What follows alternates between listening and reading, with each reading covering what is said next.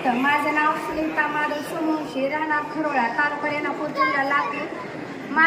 मला आलेला अनुभव, माझा मुलगा इथं धाराशिव इथं मेकॅनिकल इंजिनियर म्हणून शिकत आहे आणि त्याच्या परीक्षेच्या वेळेसच त्याला कावीळ झाला.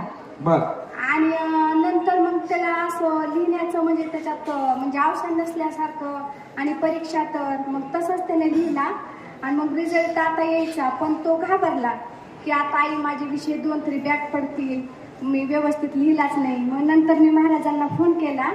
मग महाराजांनी म्हणले माझं पेंडल त्याच्या गळ्यात आहे का? मी म्हणलं हो आहे. तर आणि त्याने माझा आशीर्वाद घेतलाय का? मी म्हणलं हो आलता, आशीर्वाद पण घेतला. आणि महाराजांनी सांगितलं की त्याचा रिझल्ट एकदम ओके आहे. आणि महाराजांनी सांगितलं आणि दुसऱ्याच दिवशी रिझल्ट लागला आणि त्याला आता 75% पडले.